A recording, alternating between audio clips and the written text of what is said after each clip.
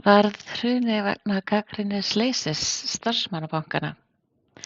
Ég heiti Harpa Römm Frankelsdóttir og þetta er verkefni í áfanganum ritun laglegs texta. Kennarar Haukur Logi Karlsson og Unnar Steinn Bjarnadal.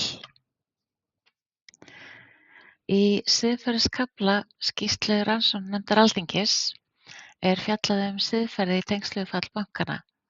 Ég mun taka dæmi vinnubrögð sérfræðings og skoða svo umfjöllun Dr. Huldu Þórisdóttur hvernig samsetning starfsfólks, sterk samheldni og menning útrásarfyrirtækja settu þau í áhættuhóp fyrir fylgispekt og hóphugsun, þótt ekki verið fullyrt að svo hafi verið án frekari rannsókna.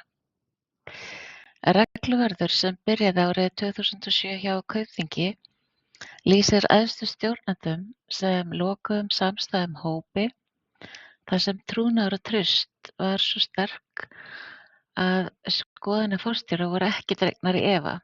Hún sagði að þegar hún skoðaði mál lögfræðilega sé hún í raun með það markmið í huga að komast að sömu niðurstöðu Sigurður Einarsson forstjóri að eitthvað sé hægt, en hún sé ekki að meta lagalega stöðu sjálfstætt.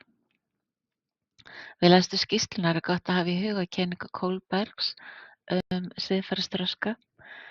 Löngun regluvarðarins til að þóknast yfirmanni sínum mætti hér jafna til þriðja stigs siðferðisþroska, þar sem hann vill frekar passa inn í hópinn í vinnunni heldur en að fylgja í raun lögum og reglu sem er fjórða stig siðferðisþroska.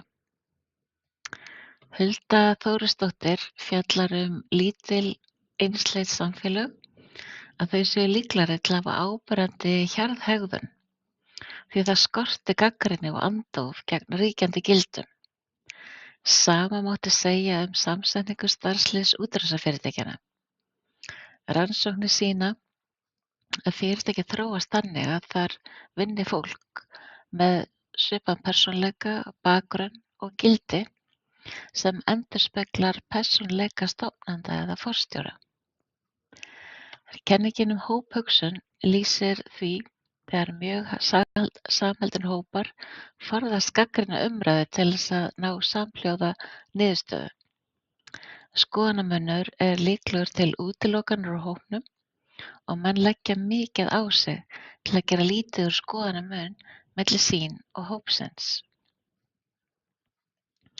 Fylgispekt lýsir því hvernig við látum skoðanir okkar mótast af öðru fólki, sérstaklega í óvissu og þegar við viljum falla inn í hópinn og einnig þegar mikil samsömun er í hópi.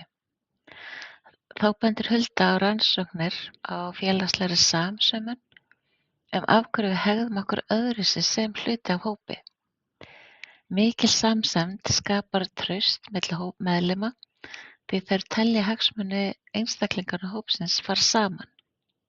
Ofan á þetta bætist að þjóðarsamsömun Íslendinga er mjög mikil og traust á náunganum. Siðareglur lögmanna minna á að vinna skuli samkvæmt bestu sannfæringu sinni.